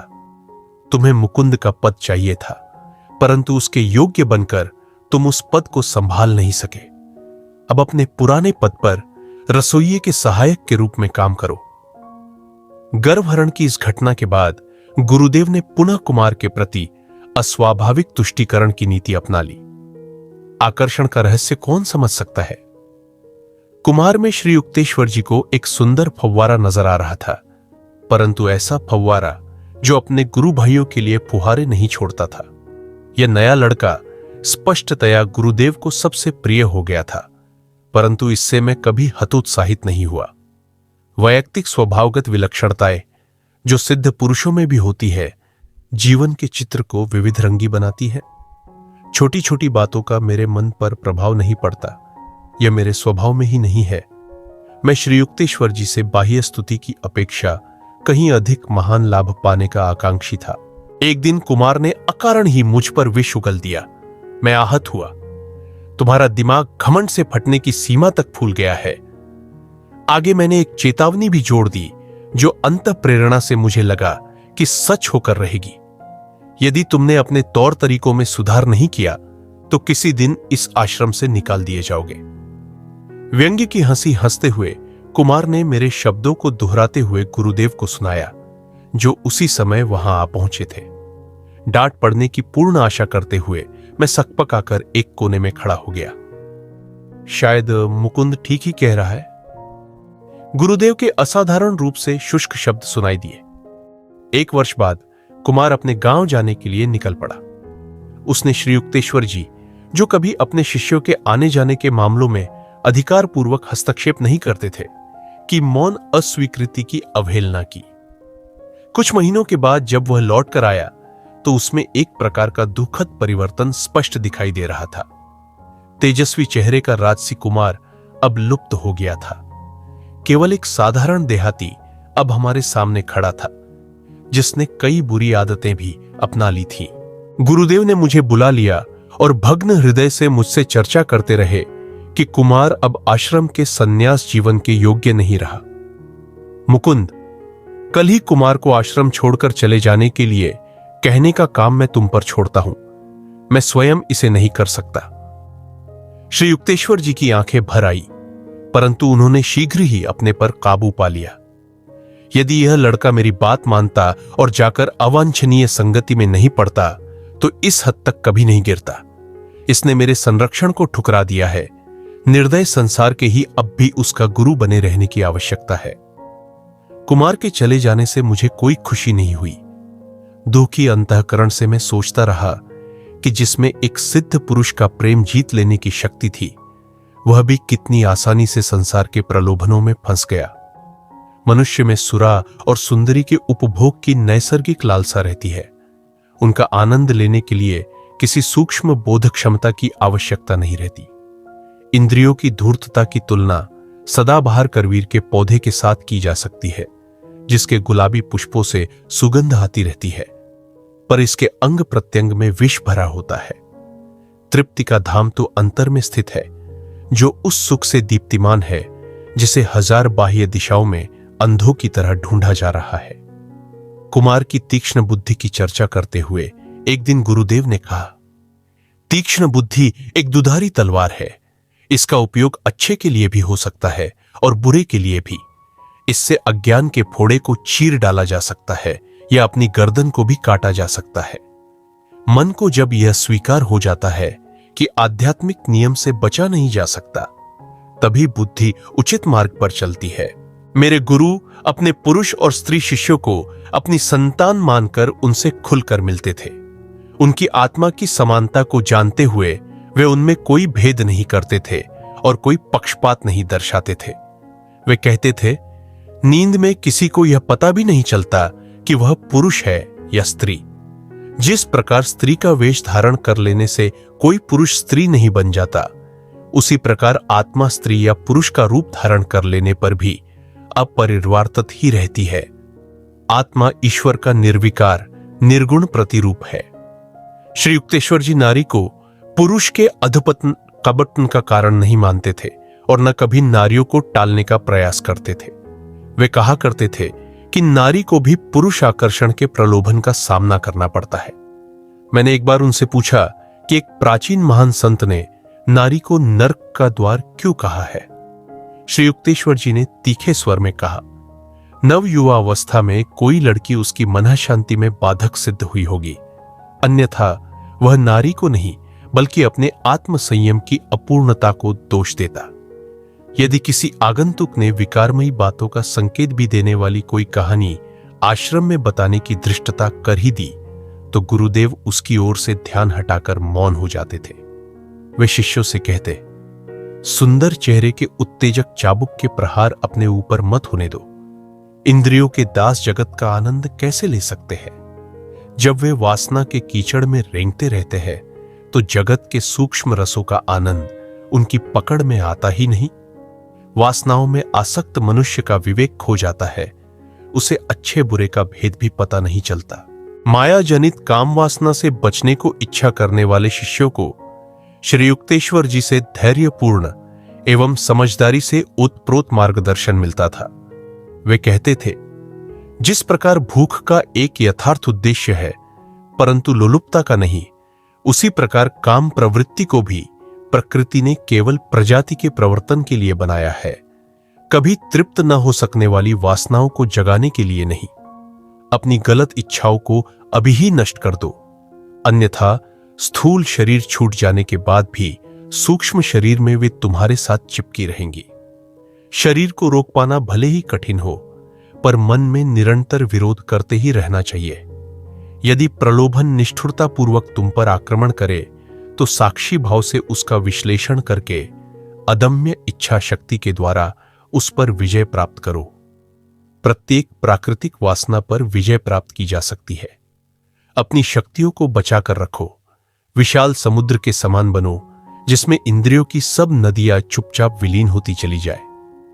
प्रतिदिन नई शक्ति के साथ जागती वासनाएं तुम्हारी आंतरिक शांति को सोख लेंगी। ये वासनाएं जलाशय में बने छिद्रों के समान हैं, जो प्राणमूलक जल को विषयासक्ति के रेगिस्तान में नष्ट होने के लिए बहा देते हैं। मनुष्य को बाध्य करने वाला कुवासनाओं का शक्तिशाली आवेग उसके सुख का सबसे बड़ा शत्रु है। आत्म संयम के सिंह बनकर संसार में विचरण करो। इंद्रिय दुर्बलताओं के मेंढकों की लातें खाकर इधर से उधर लुढ़कते मत रहो। सच्चा साधक अंततः नैसर्गिक वासनाओं की विवशता से मुक्त हो जाता है। मानवीय स्नेह की अपनी आवश्यकता को वह उस ईश्वर की लालसा में बदल देता है जो एकमात्र प्रेम है, क्योंकि वह सर्वव्यापी है। श्री युक्तेश्वर जी की मातुश्री काशी के राणा महल मोहल्ले में रहती थी, जहां मैं अपने गुरु से मिलने प्रथम बार गया था। वे करुणामय और दयालु थी, परंतु सुनिश्चित मतों की भी थी। एक दिन मैं उनकी बालकनी में खड़ा मां बेटे को वार्तालाप करते देख रहा था। अपनी शांत तर्क संगत पद्धति से श्री युक्तेश्वर जी उन्हें कोई बात समझाने का प्रयास कर रहे थे, परंतु वे उसमें सफल होते प्रतीत नहीं हो रहे थे, क्योंकि माताजी जोर जोर से सिर हिलाकर विरोध कर रही थी। नहीं नहीं मेरे बेटे, अभी तुम चले जाओ। तुम्हारा ज्ञानोपदेश मेरे काम का नहीं है। मैं तुम्हारी शिष्या नहीं हूं। डांट खाए बालक की तरह श्री युक्तेश्वर जी आगे एक भी शब्द मुंह से निकाले बिना चुपचाप वहां से हट गए। मां के अनुचित बर्ताव में भी उनके प्रति श्री युक्तेश्वर जी का महान आदर देखकर मैं गदगद हो गया। माताजी उन्हें केवल अपने छोटे से बच्चे के रूप में देख रही थी, एक ज्ञानी के रूप में नहीं। इस छोटी सी घटना में भी एक मनोज्ञता थी। इसमें मेरे गुरु के असाधारण स्वभाव पर प्रकाश पड़ रहा था। बाहर से फौलाद, अंदर से विनम्र, परंतु एक बार सांसारिक संबंधों को तोड़ लेने के बाद संन्यास धर्म स्वामियों को संसार से किसी प्रकार का संबंध बनाए रखने की अनुमति नहीं देता। गृहस्थों के लिए अनिवार्य माने जाने वाले परंपरागत पारिवारिक धार्मिक विधि सन्यासी संपन्न नहीं कर सकते। फिर भी प्राचीन संन्यास आश्रम का नवनिर्माण करने वाले आदि शंकराचार्य ने इन नियमों की उपेक्षा की थी। अपनी पूज्य और प्रिय माता के स्वर्गवास के बाद उन्होंने हाथ ऊपर उठाकर अग्नि का आह्वान किया और उसमें से प्रकट हुई दिव्य अग्निशिखा से अपनी माता का दाह संस्कार किया। श्री युक्तेश्वर जी ने भी इन नियमों की उपेक्षा की, पर शंकराचार्य से कम चमत्कारी ढंग से। जब उनकी माता का स्वर्गवास हुआ, तब उन्होंने पवित्र गंगा तट पर उनकी अंत्येष्टि की व्यवस्था की और गृहस्थ परंपरा के अनुसार अनेक ब्राह्मणों को भोजन कराया। शास्त्रों के विधि निषेध सन्यासियों की संकुचित संबंधों के दायरे से बाहर निकलने में सहायता करने के लिए बनाए गए थे। शंकराचार्य और श्री युक्तेश्वर जी ने अपना संपूर्ण अस्तित्व विराट निराकार ब्रह्म में विलीन कर दिया था। उन्हें अपने बचाव के लिए किसी नियम की आवश्यकता नहीं थी। कभी कभी सिद्ध पुरुष केवल यह दर्शाने के लिए भी किसी नियम का जानबूझकर उल्लंघन करते हैं कि उसमें निहित सिद्धांत नियम से श्रेष्ठ है और सिद्धांत नियम के बंधन में नहीं है। इसी प्रकार ईसा मसीह ने विश्राम के दिन भुट्टे तोड़े थे। आलोचना तो होनी ही थी। उन आलोचकों से ईसा ने कहा था, विश्राम दिवस मनुष्य के लिए बनाया गया था, मनुष्य विश्राम दिवस के लिए नहीं। श्री युक्तेश्वर जी शास्त्रों के अतिरिक्त अन्य कोई पुस्तक शायद ही कभी पढ़ते थे। फिर भी वे नवीनतम वैज्ञानिक आविष्कारों तथा ज्ञान के विभिन्न क्षेत्रों में हुई प्रगति से सदा ही पूर्ण परिचित रहते थे। वे वार्तालाप में अत्यंत निपुण थे और आश्रम में आने वाले अतिथियों के साथ असंख्य विषयों पर विचारों के आदान प्रदान में आनंद लेते थे। मेरे गुरु की हाजिर जवाबी और मनःपूर्वक हंसने के उनके ढंग से प्रत्येक चर्चा में जान आ जाती थी। वे प्रायः गंभीर तो रहते थे, पर कभी उदास नहीं रहते थे। बाइबिल के एक वचन को उद्धृत करते हुए वे कहते थे, ईश्वर को पाने के लिए मनुष्य को अपना चेहरा विकृत करने की आवश्यकता नहीं। इसे सदा याद रखो कि ईश्वर को पाने का अर्थ होगा सभी दुखों का अंत। जो अनेकानेक दार्शनिक, प्राध्यापक, वकील और वैज्ञानिक आश्रम में आते रहते थे, उनमें पहली बार आने वाले कई लोग यह सोचकर आते थे कि उनकी मुलाकात किसी रूढ़िवादी धार्मिक व्यक्ति से होने वाली है।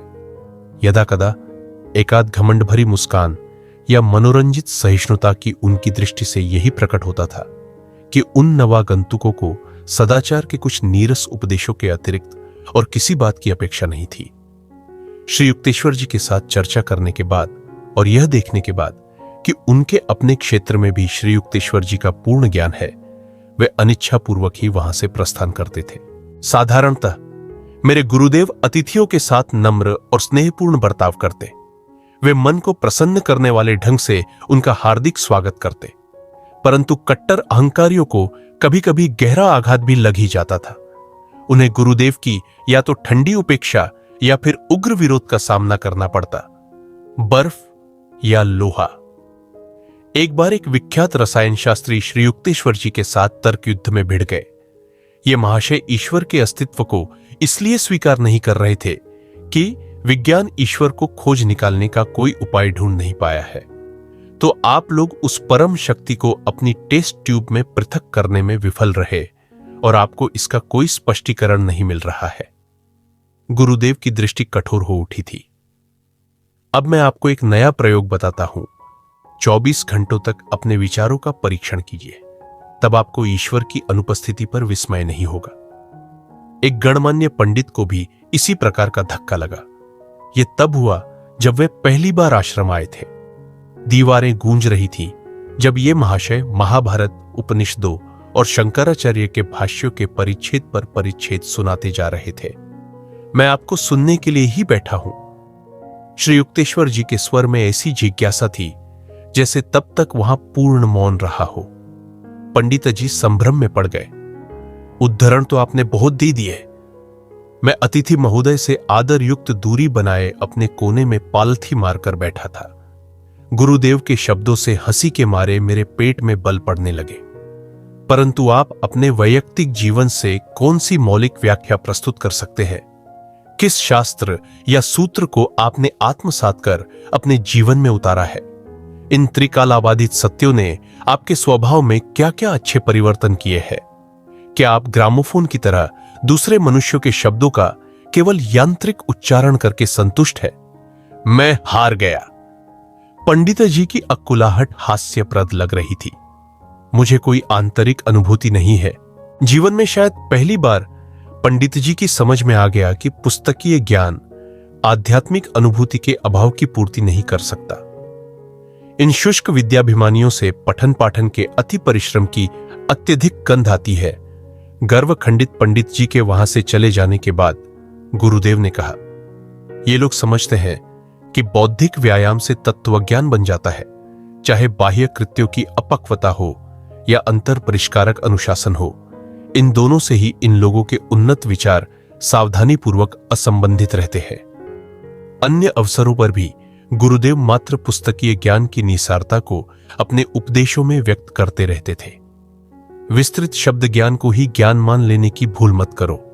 वे कहते, यदि एक समय पर एक ही श्लोक को लेकर धीरे धीरे आत्मसात किया जाए तो धर्मशास्त्र आंतरिक अनुभूति की जिज्ञासा जगाने में लाभकारी हो सकते हैं। अन्यथा निरंतर बौद्धिक अध्ययन से मिथ्याभिमान, झूठा संतोष और अपरिपक्व ज्ञान से अधिक कुछ भी प्राप्त नहीं होता। शास्त्रों के अध्ययन का अपना एक अनुभव श्री युक्तेश्वर जी बताया करते थे।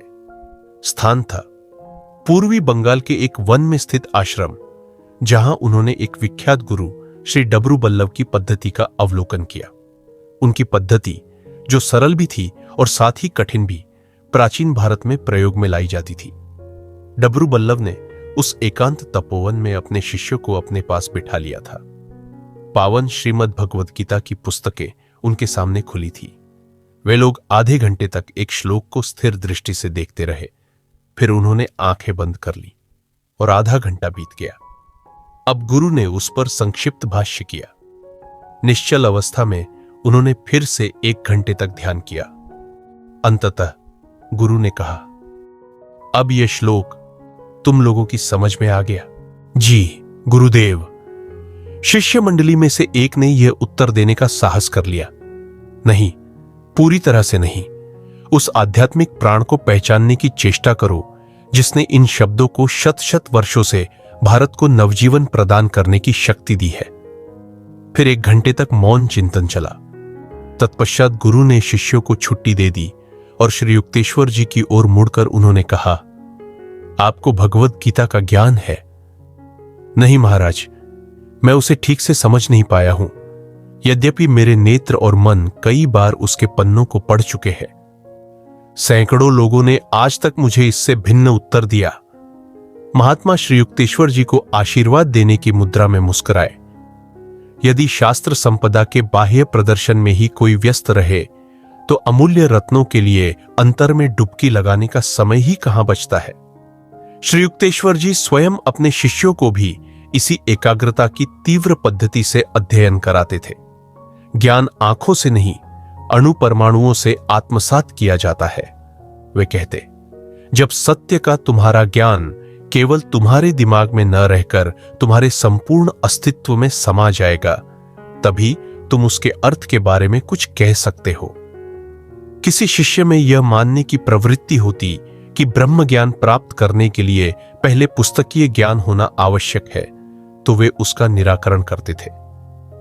राशियों ने केवल एक वाक्य में ऐसा गहन अर्थ भर रखा है कि उस पर भाष्य करने वाले पंडित युग युगांतर से उसी में व्यस्त है।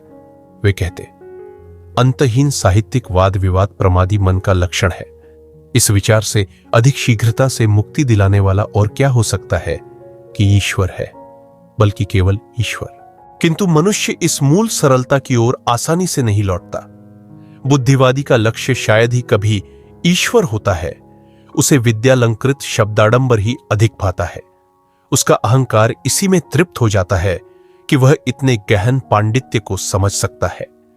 जिन लोगों में अपने धन संपत्ति का या सामाजिक मान मर्यादा का अहम भाव होता था, उनके साथ यह संभावना सदा ही बनी रहती थी कि गुरुदेव के सान्निध्य में आने पर उनकी विविध संपदाओं में विनम्रता धन भी जुड़ जाए।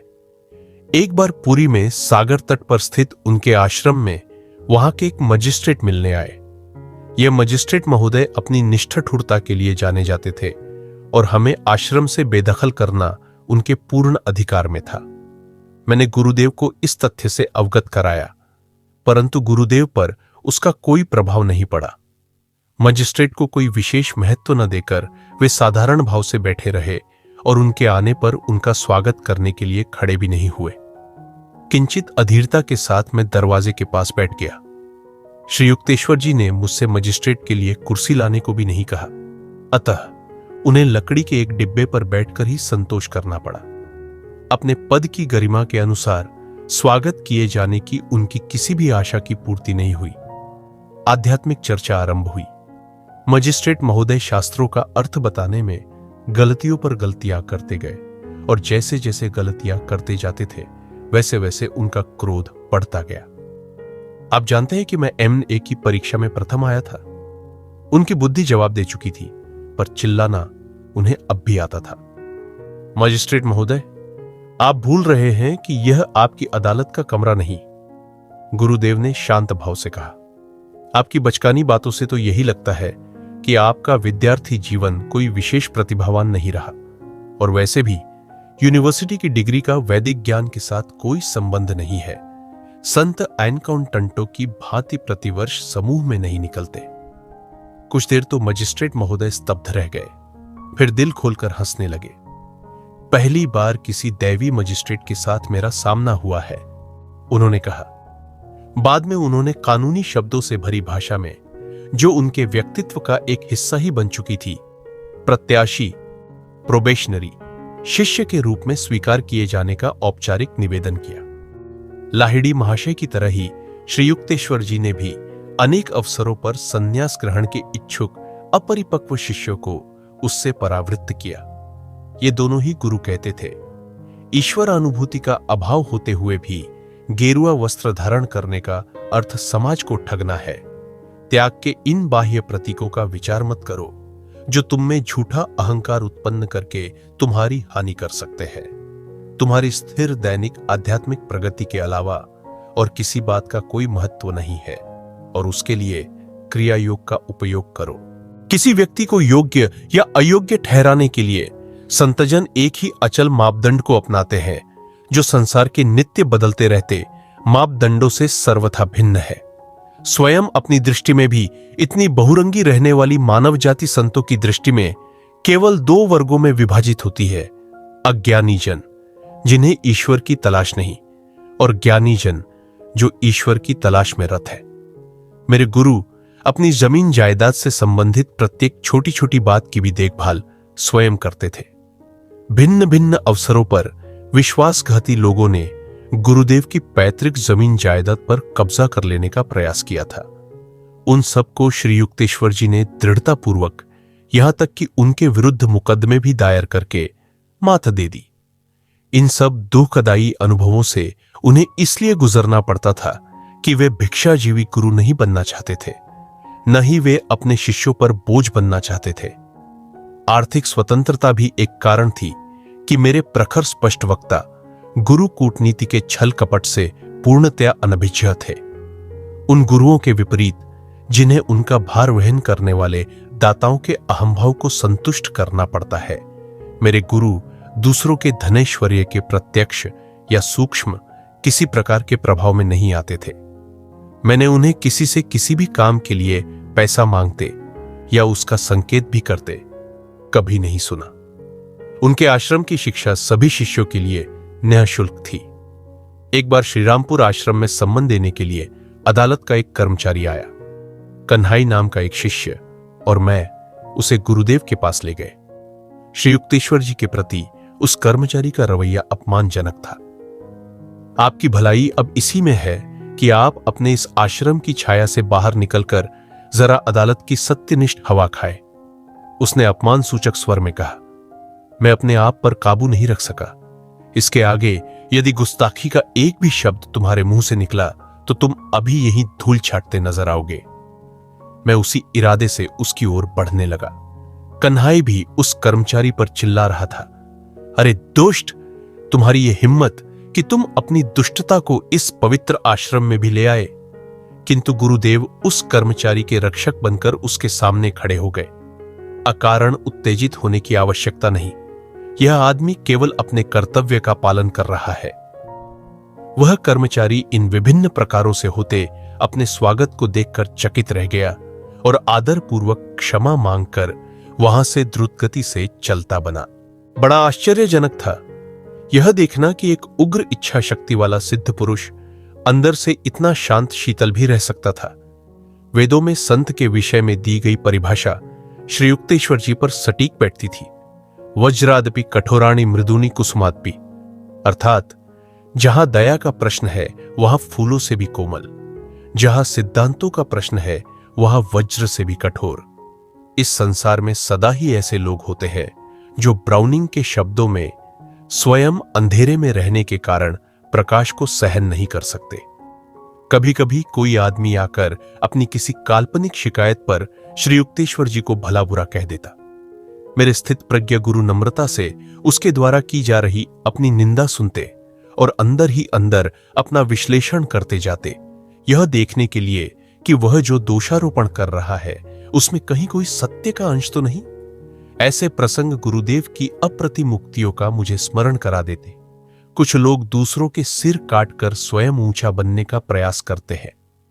साधु संतों की अचल शांति उपदेशों से कहीं अधिक प्रभावकारी होती है। जिसका अपने क्रोध पर नियंत्रण हो वह महाबलवान से अधिक बलवान है। जिसने अपने आप को जीत लिया हो वह राज्य विजेता से बड़ा विजेता है। अनेक बार मेरे मन में यह विचार आता कि यदि मेरे तेजस्वी गुरु का मन ख्याति या सांसारिक उपलब्धियों पर केंद्रित हो जाता तो वे आसानी से सम्राट या विश्व को थर्रा देने वाले योद्धा बन सकते थे। परंतु इसके बदले उन्होंने क्रोध और अहंकार के उन आंतरिक दुर्गों को ध्वंस करना पसंद किया जिनके पतन में मनुष्य की चरम उपलब्धि निहित है। गुरु का आश्रम केवल रहने की जगह नहीं बल्कि आध्यात्मिक साधना की प्रयोगशाला है। यह वह स्थान है जहां शिष्य अपने अहंकार को त्याग कर सेवा, अनुशासन और भक्ति के माध्यम से आत्म विकास की ओर बढ़ता है। परमहंस योगानंद जी की यह यात्रा हमें सिखाती है कि गुरु का सान्निध्य केवल बाहरी नहीं बल्कि आंतरिक रूप से भी शिष्य को रूपांतरित करता है। जब हम अपने मन, हृदय और आत्मा को गुरु के चरणों में समर्पित करते हैं तो हम अपने असली स्वरूप को पहचानने की यात्रा पर निकल पड़ते हैं। क्या हम अपने जीवन में भी अनुशासन, भक्ति और समर्पण को अपना सकते हैं? क्या हम अपने गुरुओं द्वारा दी गई शिक्षाओं को पूर्ण निष्ठा से आत्मसात कर सकते हैं? यही आत्मचिंतन हमें आध्यात्मिक उन्नति की ओर ले जाता है। अगर यह ऑडियो बुक आपको प्रेरणादायक लगी हो तो इसे लाइक करें, कमेंट करें और दूसरों तक पहुंचाएं। हम अगले अध्याय में फिर मिलेंगे जहां और भी गहरे आध्यात्मिक रहस्य हमारा इंतजार कर रहे हैं। तब तक जुड़े रहिए, सीखते रहिए और आध्यात्मिक प्रकाश की ओर बढ़ते रहिए।